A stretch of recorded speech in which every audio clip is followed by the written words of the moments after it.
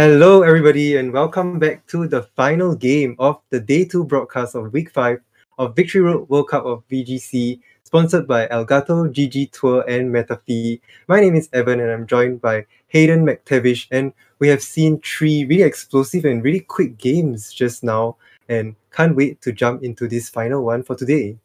Yeah, we saw three really quick and decisive games, but they were also so interesting still to see sort of how a player managed playing other really brilliant players to still manage that 2-0. It was really exciting to see all three of those sets. And I'm excited to see this one too. It could be a 2-0 with players really adjusting well, or maybe we'll finally get that long-awaited third game in a set. Yeah, the whole weekend we've been yearning and looking for that third game, and hopefully this one comes our way. But I like looking at the recap over here of these previous games. I just really enjoy the way we were able to showcase these matches to you guys. And when you and Yuki talked about the intricacies of team building, right, and changing things up in a certain matchup for these kind of team league tournaments, it's so enjoyable to hear you guys like geek out over it. Yeah, it's very exciting. I think there's so much intricate strategy, especially in this kind of format where you know what your opponent's been using and have a chance to prep your team. I'm really excited to see if we see something similar here or a totally different approach to these sort of formats. You can also switch your team every week. Really importantly, this match has a lot of stakes, right? This is a rematch from last year. Not only is it a rematch of the two countries, it was a rematch in the group stage, and it was like so Canada and Argentina. Argentina last year in 2021 were able to go win an 8-0 against Canada in very commanding fashion. And not only that, these two players play against each other in that matchup. So this is a rematch from 2021 brought over to 2022, but in a different format. So things are going to get spicy. I'm really excited to see Canada sort of has the opportunity to potentially try to establish that they aren't the same team as they were before, but they are starting in a tough spot. Argentina's already up 4 games. Canada has only won 2. So Canada would need to win the last 2 to be able to draw this. I think a draw would be a huge win for that country to be able to say, last time we got 8-0, now we're the kind of team that's even with Argentina. So they definitely have a chance here, but it is a tall order. Argentina's showing why they had that dominating performance last year, and well on their way to repeating a victory this particular year. Yeah, and looking at the teams, these teams are actually really familiar teams and very tried and tested cores. I think one thing that pops out would be like Calyrex Ice and Groudon. That's interesting. But the rest of these compositions here are just telling me that these players are not messing around and they really want to squeeze that win out for their country. Speaking of this matchup in this group, we're in Group 8, and last week Canada was able to win a close 5-3 victory against Chile, and Canada was sitting comfortably at 4-0 in terms of match results, but this time just unfortunately being at this 4-2 position and really has to fight their way out of the group. But Argentina is actually in a tough spot, in a tricky spot as well, because they tied with Switzerland last week. So in this Group 8, things can go anywhere at any time. So getting this draw would be huge for Canada. They're hitting their first real obstacle. Well, they're hitting their first obstacle of a team that they haven't quite yet overcome. They're guaranteed to have at least a draw. But if they can make it just a draw, they're still ahead of Argentina in terms of the standings for teams. If they get that loss, then things are looking a little bit different for them. So a lot of pressure riding on this match for Ryan and Julián. We're excited to talk about their accomplishments and why we think they're going to give us a really good set.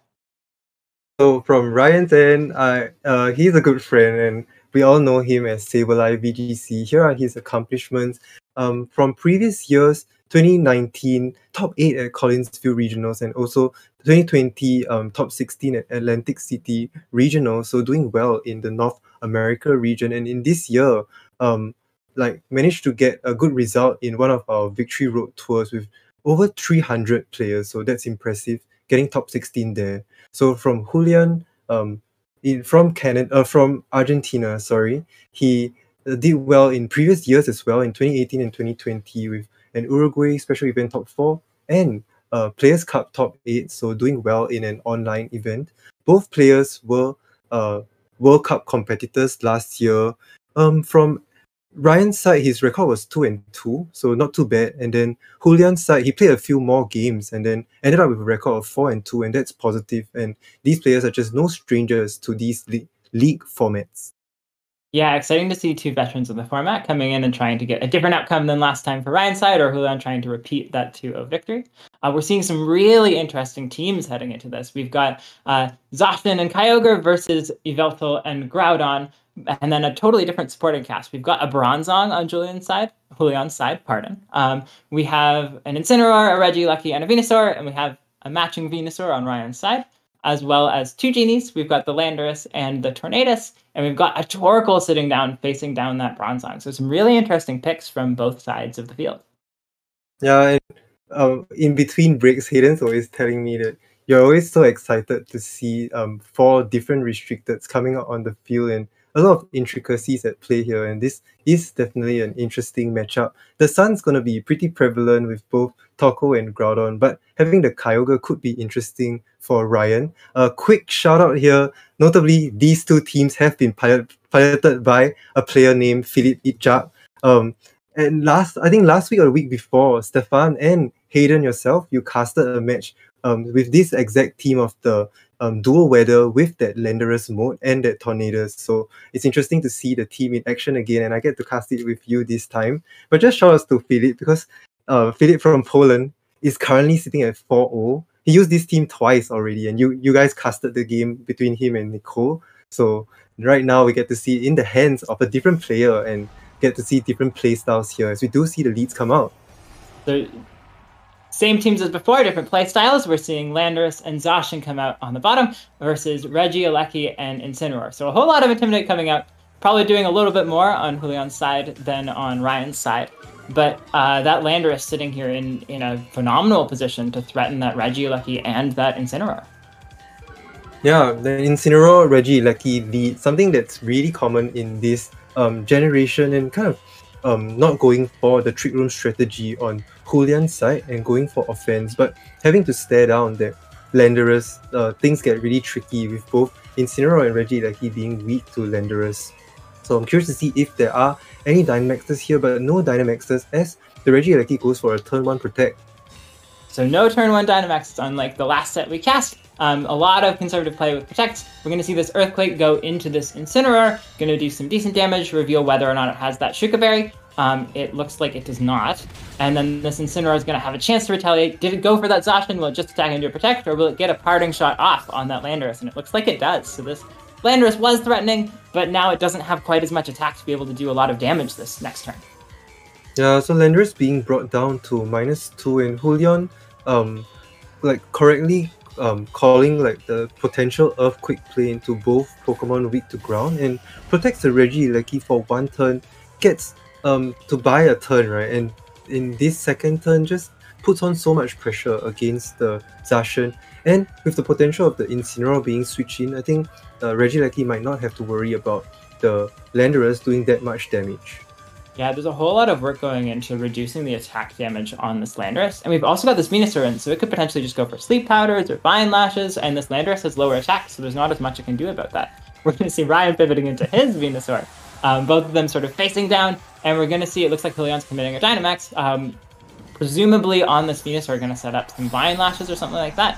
Could be the Regieleki though, and it is the Regieleki. Looks like it's going for an electric attack, but it won't be able to do very much damage to either of these two Pokemon with that Zacian switching out. Such a huge adjustment to switch in that Venusaur. Yeah, do we see a Dynamax from Ryan? No, we do not, and this Max Lightning is coming into the Venusaur. That's really impressive damage, and curious to see whether that is the Life Orb variant of the Regieleki, and also interesting to see that this Landorus did not switch out. Wow, another Life Orb Regieleki. There's so many Life Orb Regielekis today. The Venusaur is able to actually outspeed the Landorus and goes for that quick Sleep Powder as Landorus takes its first turn of sleep. So I said this Venusaur was a great switch-in, but it took so much damage from that Regieleki. Regieleki is just such a phenomenally powerful Pokemon that it's really tough for Ryan to sort of limit the damage. I also love that the Regieleki set up that Max Lightning so that Pokemon that are grounded can be put to sleep, but then still went for the Sleep Powder into the Landorus since it was flying. And so the Venusaur on Ryan's side of the field can't go for Sleep Powders on the Pokemon on Julián's side, but Julián was still able to get that crucial Sleep Powder off on the Landorus and set up this Regieleki to attack without taking too much damage in return from the Landorus.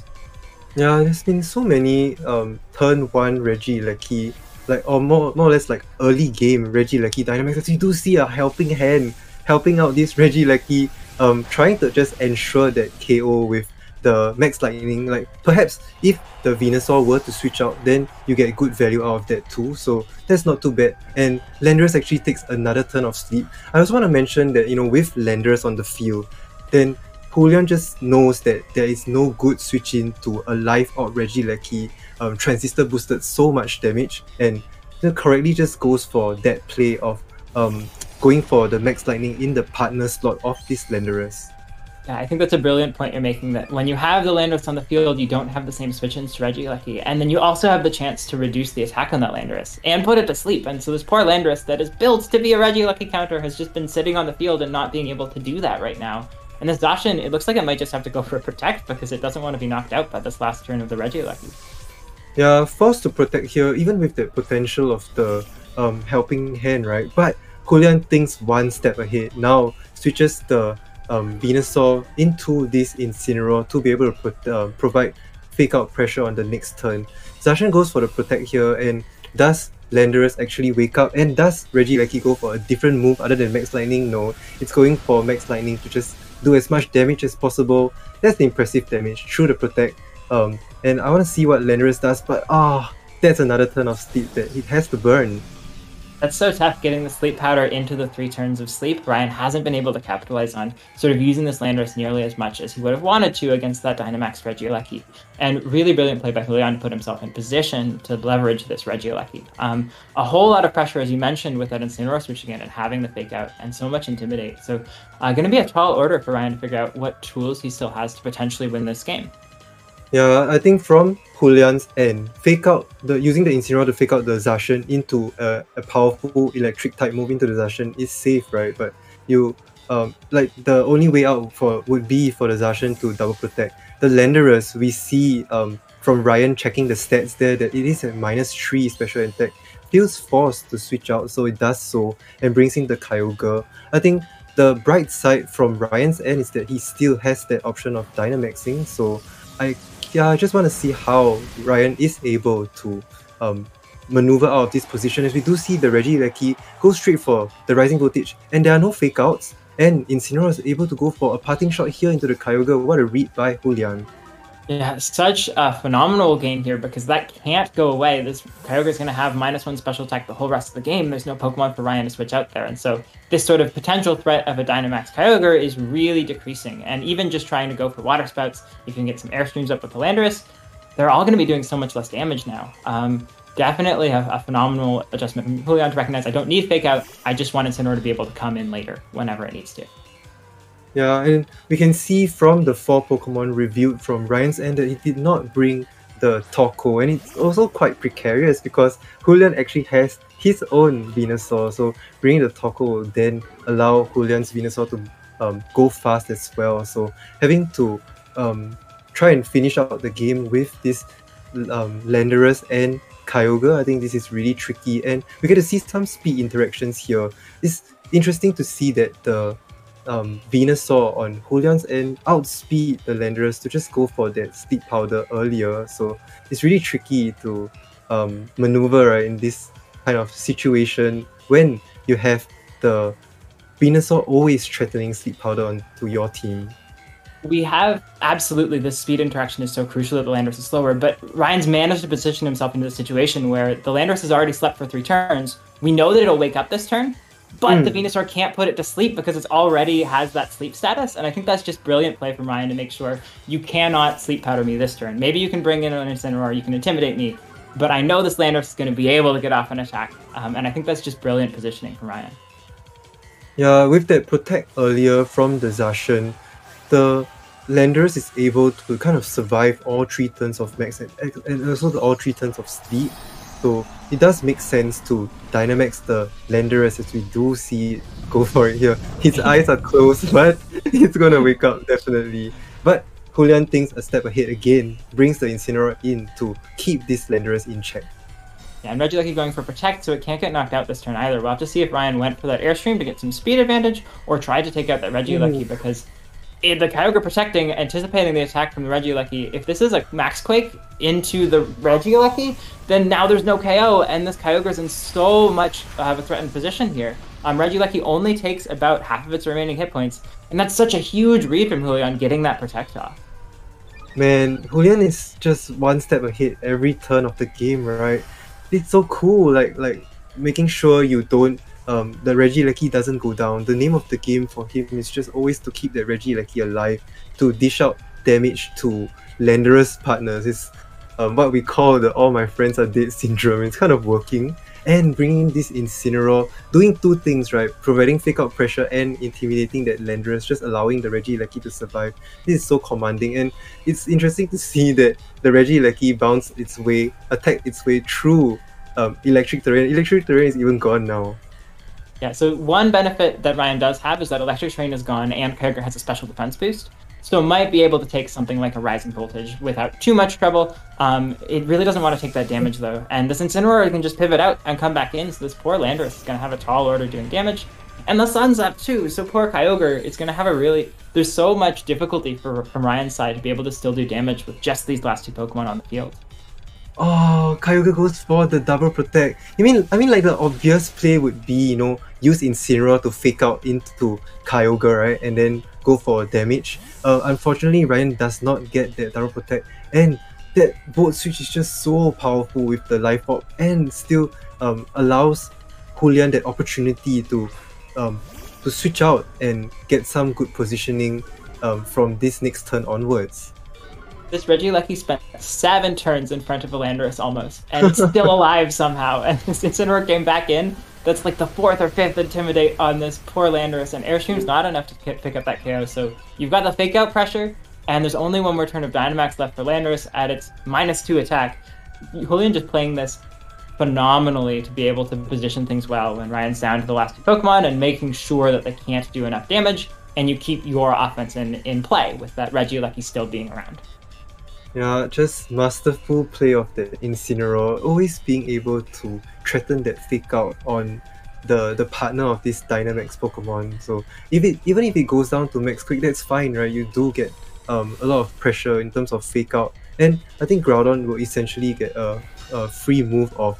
We see Ryan play defensive, which makes so much sense, and the Landorus should take this opportunity to go into the Incineroar, but it does not. Goes for the Max Airstream, and Julián now is stuck in a pickle because the Incineroar isn't able to switch out, and Groudon goes for the Precipice Blitz and does not affect the Landorus. So it's in Sun now, but yeah, I think if there's a will, there's a way for this whale of a Kyogre, and if it can do like Origin Pulse, yeah, hopefully we'll be able to just power through the 4 Pokemon that Julián still has. It's so tough now. Yeah, definitely a tall order for Ryan, but he did set up those speed boosts on that Kyogre, and it's got that special defense boost. It can at least outspeed the Regieleki potentially and do some damage. But we do see that Incineroar survived last turn, and now it gets to come back in later for fake out pressure. Regieleki comes in, meanwhile an Ice Beam is coming out into this Groudon, gonna do a lot of damage, and then Rock Slide, it looks like, but the berry on Groudon is going to restore its hit points back up above half health, and so this Rock Slide is not going to be enough to take out this Groudon. It might be enough for a flinch, and we mentioned if there's a will, there's a way. That might be a big deal. No flinch, Precipice Blades goes off, and it does connect with that Kyogre. So poor little Landorus is left on its own trying to handle all 4 Pokemon on Julián's side of the field at -2 attack. Definitely looking tough for Ryan to come back from this one. I think that Ice Beam from the Kyogre was a good move from Ryan, not wanting to miss, and judging from that damage, if that Ice Beam were to get a high roll and a critical hit, then we'll be able to take that Groudon out, and Kyogre would still be alive and at +2 speed even to be able to threaten this Regieleki with low health. So Ryan, very well done, just playing all the way to his outs here. Even though Julián has still 4 Pokemon and so many tools remaining, still has that Incineroar to always like drop Landorus's attack so drastically, and I think going for the way out, right, and keeping in with the game and continuing to fight, I do respect that from Ryan. Yeah, I think you can go for. I mean, you're fast and you have rock slide. Maybe there's a way to win, and so I think it's admirable to see him playing it out. And it's also sometimes nice just to buy some time. Like you've seen this system that Julián has set up of like the Incineroar, the Groudon, the Venusaur, the Regieleki, and really just taking as much time as you can to figure out how do I break this system. It seems really smart to me. We're gonna see that Sleep Powder go out into that Landorus again, though. Yeah, once again, the Venusaur, like, proving to be a max speed Venusaur and being able to outspeed the Landorus, more importantly, being able to, like, connect the Sleep Powder. Oh, I kind of made a mistake. The Venusaur was in Sun earlier, but we saw already the speed interactions, and I think this is good information for both players going into Game 2. Yeah, two crucial pieces of information that we're seeing in the end game here, even though it looks mostly decided. We do see the Wake Up. We do see an Earthquake go out that's going to finish off the Incineroar. This Landorus still has a lot of health. Is there a way that it can come back? We're going to have to see what Venusaur has to say about that.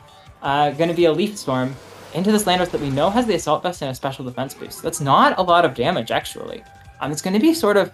This Venusaur does not have much special attack left. We know it can Sleep Powder this Landorus again when Sun goes up. But we're down to just 2 Pokemon from Julián's side of the field. He's left this Landorus sitting around for a while. But it's trying to come back in. Is there maybe a chance? If there's a way, I think Landorus needs to keep spamming rock slides and get multiple flinches here. But I do want to commend Julián for just playing his pieces so well in the early games, really advanced chess, and always being able to switch out, switch in, and ensure that he still has 4 pieces, and that just paid dividends all the way towards this end game. Man, another Sleep Powder is coming in the Sun now. Venusaur is just naturally faster, and is still able to catch Landorus. I think the Sleep Powder is the correct thing to do since the Venusaur is already at -2, and wow, we do see Julián reveal that Swords Dance here, and just trying to secure this victory for himself here. Yeah, we're seeing this Landorus is a lot that it can do, but one thing it can't do so well is be fast. Those speed boosts, it's at +2 speed, but Venusaur still is able to do Helping Hand. We have a +2 Groudon about to go for an attack, and that Sleep Powder still paying dividends. This Landorus can't do anything. And this Groudon, even though it only has Rock Slide, that's going to do a whole lot of damage to this Landorus, and it will finish off this game. So Julián showing, you've seen my defensive system, I can actually do damage too. Watch! And being able to finish off that Landorus. Yeah, but it's really so many, so good information for both players to take away to go into Game 2. Very interesting though, Helping Hand on the Venusaur. It's getting more and more common. And then a Groudon with the Citrus Berry and the Swords Dance, and not being the Assault Vest variant. So that could be something useful for Ryan to go into Game 2 and maybe be able to use the Kyogre more efficiently, maybe with a Dynamax. Yeah, so it was a tough start for Ryan to this game, but he wound up bringing it very close and getting a lot of information for his efforts. Julián, it looked like, was in a commanding position the whole way through, but this Landorus was the one thing that was hard to hit offensively, and so he had to reveal some tools he had outside of the Regieleki to do a whole lot of damage. And that ended up working out just fine, but Ryan now has a little bit more information. I know my Landorus is really valuable in this matchup, but we also saw the Regieleki against the +2 Landorus, the Regieleki is still faster, and we saw that the Venusaur is faster than this Landorus, unlike how it normally is if you run a Jolly Landorus. And so in Sun, it can outspeed even a +2 Landorus. So it's a tough order to figure out. I know my Landorus is a good piece in this game, but how do I use it in the right way, given the tools that Julián has? How do I break this system? True, yeah, what a good back and forth, as we do see the same leads coming out from Julián, and I think a little bit of a switch up here from Ryan, going for a Zacian and the Landorus lead. No, wait, my bad. These were the same leads. Because I have flashbacks into how this Regieleki is always able to threaten the Landorus's partner, right, with Max Lightning. I think last time we saw Julián start with Incineroar and then pivot into this, and I think it's interesting to see Julián just saying, you know what, I'm just going to start with this. I don't need the Intimidate right away. Maybe trying to anticipate something else from Ryan. But yeah, a whole lot of pressure here. But that Incineroar can still come in, and just a whole lot of difficulty on Ryan's side to figure out how to navigate this game. Yeah, thanks for catching me on that. I'm just really excited to see how the Regieleki strategy plays out, as we do see a different Pokemon coming out from Ryan. Oh my gosh, that Volt Switch catches the Thundurus upon switching and allows Regieleki to switch out, and at the same time reveals the Tornadus Focus Sash, and that's a pretty common item on these kind of team archetypes. But wow, we don't see a turn 1 explosive Dynamax from the Regieleki now. Yeah, so interesting to see Tornadus come in as the adjustment from Ryan. I think it manages to survive an attack from this Regieleki, which is really useful. Regieleki does still get this Intimidate off, though, on the Incineroar, and Weather Ball is coming out.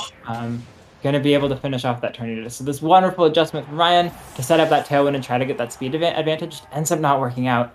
And you save the Zacian, but Earthquake's coming out now, and you're able to get some good damage on both sides of the field. I think that's such an interesting play from the Regieleki, though, because we saw the Incineroar come in and get the Intimidate, but if the Zacian had stayed in, you could have brought in the Groudon and gone for that Fire-type Weather Ball and just finished off the Zacian without needing to burn your Dynamax.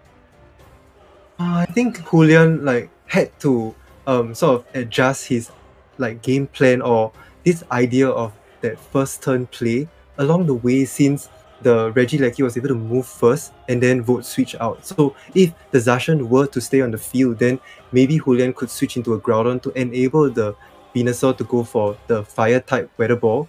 But just switching the Incineroar in with it's so strategic, able to bring that Landorus back down, threaten Fake Out Pressure Distance, and use Venusaur to go for that Weather Ball to break Tornadus Focus Sash and completely negate the possibility of a Tailwind. So here, Zacian naturally has to go for the Protect. Incineroar falls for it, goes for the Fake Out, as we do see the Venusaur connect possibly the third or the fourth Sleep Powder in this whole series, again being faster than the Landorus. I think this is the 7th turn that Landorus has been moved in the set. This poor Landorus being slower than this Venusaur. I think it's interesting that Ryan is just sort of playing to the fact that, Sleep Powder can miss, Sleep Powder can give me just 1 turn of sleep, and I know that I'm bulky enough to last for a while, and sort of just rolling the dice again this time, hoping for not the same 3-turn sleep as last time, is, I think, really interesting. Forcing this Venusaur to go for those Sleep Powders, and every time it has to do that, it's another risk for Julián's side of the field, because if that Landorus had gotten off that Earthquake, that would have been amazing. If it wakes up this turn, it can do a whole lot as well. And so interesting to see those adjustments. And this turn, you have that age-old question of if the Groudon is going to switch in. Yes, we do see it here, and it's so dangerous for this Zacian to stay on the field, especially when it protected last turn from the Fake Out from the Incineroar. And finally, Sleep Powder doesn't connect, and Zacian gets to move, goes for the Behemoth Blade, potentially into this Venusaur, and let's see how much damage it does and whether it reveals. Oh yeah, Venusaur was chipped, and wow, Ryan is finally gets that kind of the chance of the Sleep Powder missing, and it kind of I think it should be coming right along the way, and is finally able to take that Venusaur out. Yeah, Sleep Powder has that 1 in 4 chance to miss, and I think that was the 5th Sleep Powder, and so not too surprising that in one of those 5 times it did wind up missing. Really awesome to have it be this turn, though. Like, that Zacian being able to take out that Venusaur instead of having it stay around in Sun. Ryan's got to be breathing a sigh of relief, even though it does mean this Incineroar gets to come back in, and there's now so much less offensive pressure from Ryan's side of the field with all of these Intimidates. Yeah, I think always switching Incineroar out, thinking ahead, instead of going for that obvious Fake Out. This just gives me memories of 2018 or 2019, right? When you have the Incineroar face off, but both Incineroars don't go for Fake Out, and then they just parting shot and say goodbye. So Julián has been really working it so well here and just piloting it to a T. Yeah, it's just a beauty to watch Julián play and figure out the positional game in this set. Zacian does get off the Sacred Sword, even though it has the attack drop. It gets rid of that Incineroar, which is huge. That defensive piece is gone from Julián's side of the field. And the Landorus wakes up and gets the U-turn, so it can come back in without having any ability for Julián to get those Intimidates in the future. And it's going to be able to bring in another Pokemon. It looks like it's that Kyogre. It's not going to love taking a Precipice Blades, but I think you might want to take that trade-off because this Landorus is now resetting its attack and can bring an Intimidate out on that side of the field. Let's see what the Groudon goes for next, as Kyogre just sets the Rain here. We still don't know the speed interactions between both these restricteds from Hoenn, and Groudon is taking the opportunity to go for the Swords Dance, so it just comes down to who is faster here. And I believe Regieleki is still in the bag, so there is always that option of speed control on Julián's end. The Incineroar, notably on the last turn, did not go for a Fake Out, and Ryan finally catches it, right, and gets rid of it once and for all. Now Ryan's actually up with the Pokemon count of 3-2, but both players have been playing so patiently, navigating their way around the board state in the early game, and they both have not Dynamax yet. Yeah, definitely going to be interesting to see how the Dynamaxes play out to close off this game. That Groudon is positioned very well to Dynamax with the attack boost from Sword Stance, but that Regieleki is such a tempting Dynamax option as well because it can get KOs on these Pokemon. And so it's going to be tough to see what Julián chooses to go for and what he thinks the tools are to be able to make it through that Landorus in the back, which could also Dynamax. So a whole lot of pressure in this end game with sort of the pieces that these players have preserved. Oh, I wanted to say this just comes down to reads and whether Julián is ballsy enough to Dynamax the Regieleki and go for massive damage, because finally Landorus is in the back for Ryan, but it does make so much sense for Groudon to Dynamax. We know it's the Citrus Berry set, but being able to double its HP to help receive the damage from the Kyogre. Wow, that Life Orb Electro Web does so much damage. And such a crucial turn too, because now this Kyogre is definitely going to be slower than the Groudon, and so this Groudon could just pick up that KO without having to worry about the damage from that Kyogre. Zacian does get off of Behemoth Blade. It's been intimidated, so it's not going to be a huge amount of damage, but still is Zacian, so that's still half of Groudon's hit points gone.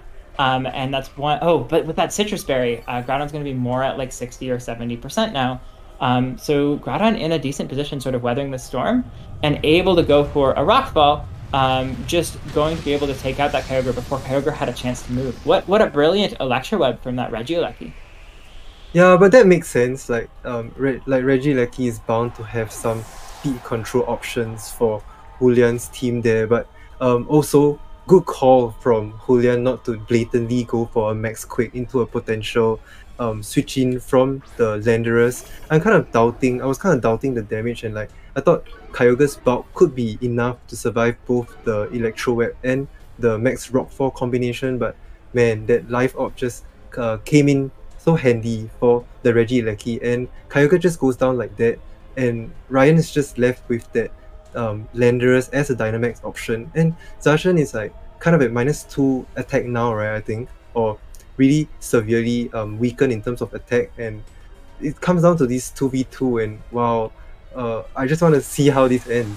Yeah, so we're going to see Landorus getting to go for that Dynamax, a turn delayed from the Groudon. It does not have Groudon's still +1 attack, but it does have all of its hit points, and this Regieleki probably can't threaten it too much. We're going to have to see how this turn plays out. The Regieleki could go for another Electro Web, lower that speed on Zacian, and then Groudon can get that KO maybe. But there's a whole lot of reads to do around if the Landorus gets the KO on the Regieleki. We're going to see Regieleki does go for a Protect, so if that's a Max Quick into the Regieleki, you won't get the KO. But if this is a double up into a Groudon, that could be huge. We see Behemoth Blade come out. That's a whole lot of damage onto this Groudon. Groudon's going down to just a little bit of hit points. And the question is, where did this Landorus target? Because it's going to get to move next. And it is an Airstream into that Groudon. And that's enough for the KO. Ryan totally flipping this game around. What a beautiful comeback, and what a expert game plan to always keep this Landorus safe, finally coming in unintimidated. Notably at -1 speed, because Regieleki went for the Electro onto the Zacian, but the Zacian still was able to move first before the Groudon, and that's huge for Ryan here. And Ryan is just pivoted this Landorus so well. Having that U-turn is useful, right? And always being able to take that sleep from Venusaur. Venusaur is a bit too greedy, right? That to not go for damage into the Landorus, and Ryan is just able to maneuver so well towards the end game, keep this Landorus alive, and finally activate that Dynamax in that situation. It's interesting to see sort of the way this Landorus set works versus sort of the standard Landorus that we've come to expect that's more focused on offense.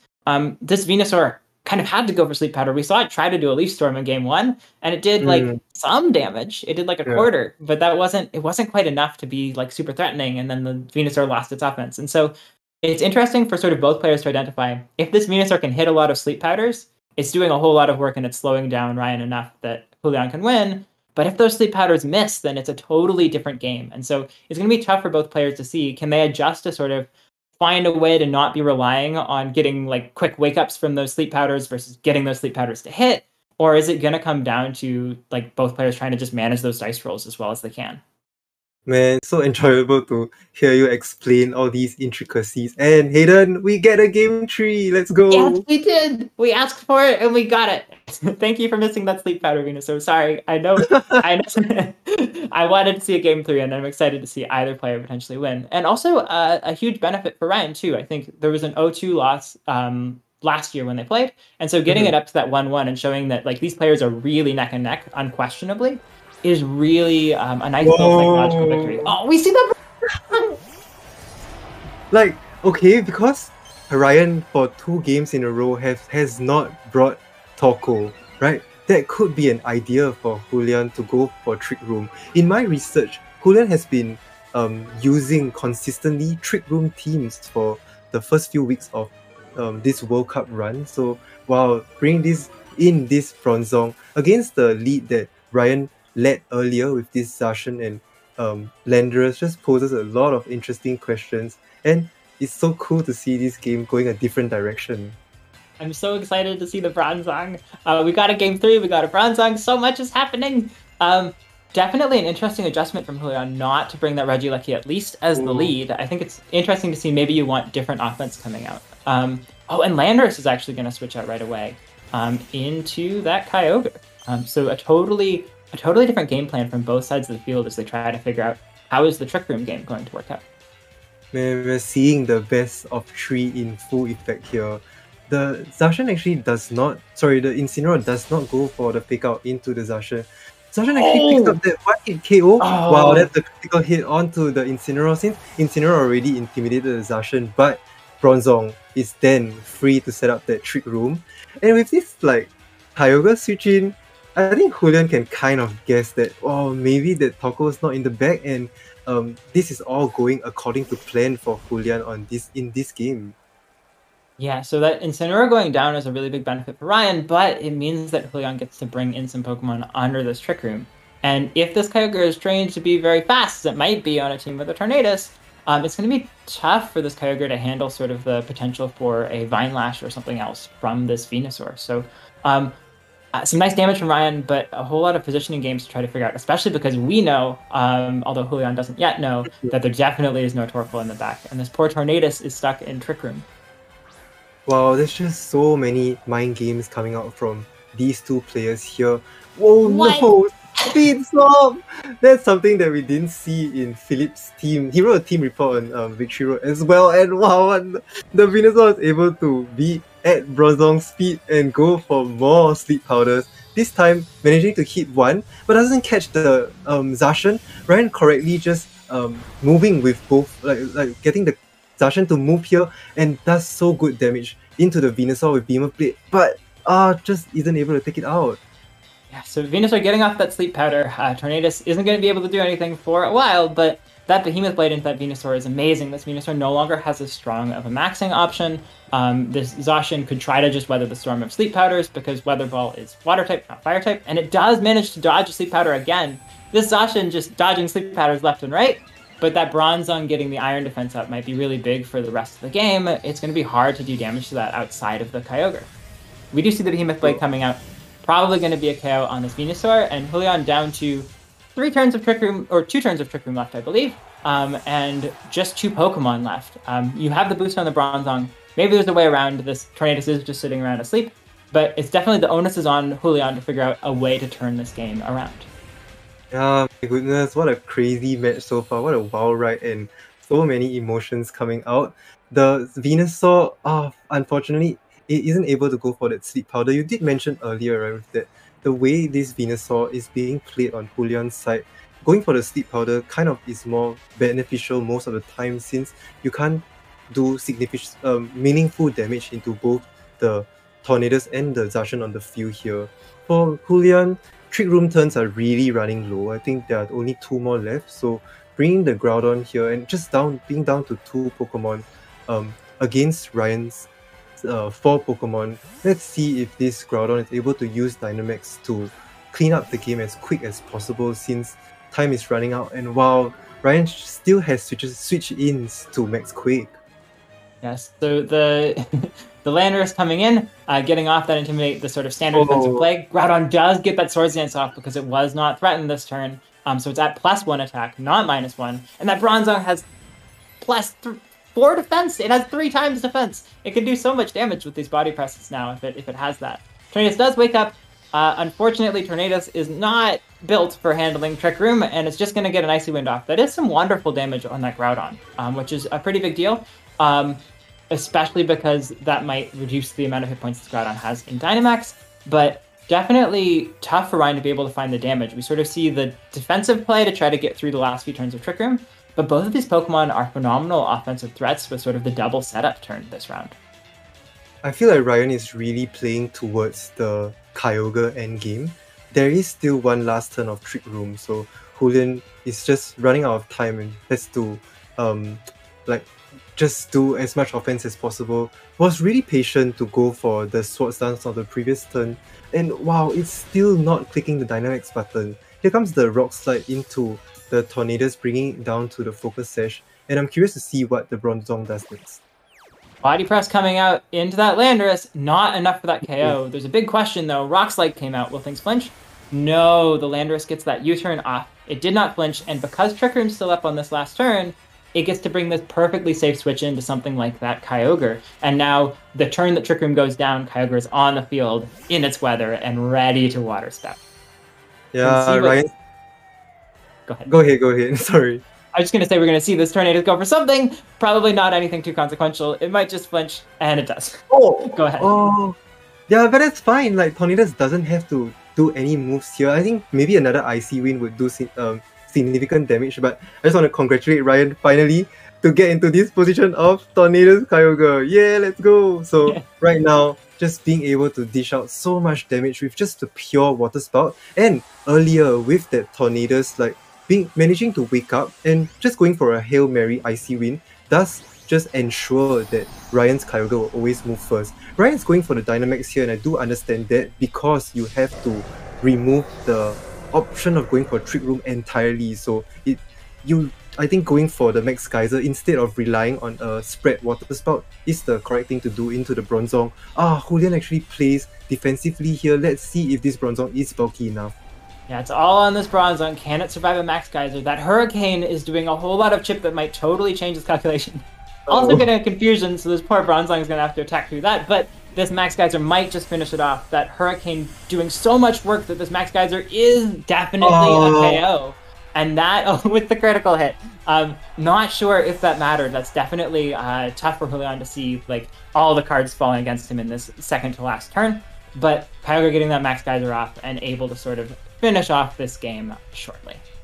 Yeah, players have to kind of go back and do the calculations there, but just Max Geyser on Kyogre is so powerful, and it's so beautiful to see Ryan squeeze his way out smartly and get out of Trick Room in perfect timing to bring that Kyogre in just to destroy that Bronzong. And Bronzong's like body presses the iron defenses like kind of went for nothing because he only did meaningful damage into the Landorus, but still wasn't able to take it out. Yeah, so some really good work from that Landorus being able to just survive so many different attacks and showing a totally different way of playing Landorus. Instead of going for the offense, going for all of that positioning and being able to get Ryan into a situation where somehow Tornadus survived Trick Room and set up like this Kyogre Tornadus endgame that was really impressive. I think congratulations to Ryan for sort of winning the rematch from last year. And I think that puts us back to we got 3 games. And I think that puts us back to 4-3 for Argentina, Canada. So this last set could tie things up. So a big change in sort of the dynamics so far. Yeah, I'm trying to double check things here, and you're right. It's 4-3 to Canada, and Canada still has a shot, one last chance, one game to tie it with Argentina and ensure that they don't lose to Argentina again. But what a great comeback. Losing game 1, right, for Ryan, and then bringing it back games 2 and 3, showing the flexibility of this dual weather team with the Landorus instead of the Incineroar. And just I think both players really played super well. It was such an enjoyable match to watch and cast and also learn from. Yeah, thank you so much to both Ryan and Julián for showing us just like top tier Pokemon. This was incredible to be able to watch and cast, and such a wonderful opportunity. Thank you from both Evan and myself for playing a wonderful game. So here's the recap. And let's go into our socials to remind you guys how you can follow us and join in on the action. We're on Twitch here, so do give us a follow if you haven't already. We're also on Twitter where you get live updates. I'm starting to think like this week that the Twitter updates feel like the Olympics where you follow the countries that you love and then get to check, oh, these are the scores that they are at now week by week. And at the same time get to see interesting statistics that kind of give you a hint as to what we are going to see in the upcoming Worlds in London in just less than 2 weeks. Finally, all our videos will be uploaded into our YouTube channel, and there are more than these stream matches every week, so you will be able to catch more VGC action there, and at the same time, like maybe see some of the players that did not get to get featured on stream, get to see them in action piloting their teams. Finally, that's the Discord of of Victory Road in general. So if you're interested, you might want to join us there. And all this information, all these teams and statistics can be found in our website, www.worldcupvgc.com. Absolutely. So lots of socials for you to check out. We've got a wonderful day coming up next time with a whole set of 4 matches on Sunday. So definitely make sure to tune into those. There should be some wonderful games. We're really getting into like the real, like, we're seeing so much top tier Pokemon in these tournaments, and there's so much for players to learn, for fans to watch coming up. So excited to see all of those. Thank you once again to Elgato GG Tour and Metafi for sponsoring. And please do make sure to come check out these matches tomorrow. Yeah, so the matches tomorrow, we might want to show them on screen for you guys to get a sneak peek. And I just want to mention that there were 8 matches on Friday broadcast and Saturday broadcast, and 7 matches went to game 2. So come on, guys, please give us more like game 3 matches. We only have 1 out of 8 so far. So looking at the players tomorrow, these are some cool names, right? And a lot of representation from the LATAM region, which I really appreciate. So I guess thanks to the people planning behind this for that. So we do have India versus Hong Kong tomorrow, Brazil versus Norway. I think that's Peru versus Ecuador, and finally, sort of the match that everybody will keep their eyes on. China, Ren Chengfu versus Christopher Khan from Australia. Excited to see Christopher Khan back in form at tournaments after Yeah. winning the North American International Championships many years back. Very cool to see sort of so many different countries and so many names ready to come in and play their hearts out for matches that are becoming increasingly high stakes for these countries to make it into the next round of competition. Yeah, so see you guys tomorrow. I believe it's 4 p.m. UTC as usual. I might be wrong, but do check our updates on the Twitter for that. Yeah, and for what finally what I want to say is this is week 2, right? And a lot of the teams are really having to fight their way into the top 2 spots to advance out of these groups. There's still so many more matches to play. So if you guys are playing and watching this broadcast, all the best from myself and the rest of the casters, and just play your hearts out towards the end of this group stage. A final thank you to our sponsors, Elgato GG Tour and Metafi, and please do tune in next week. Thank you so much for watching.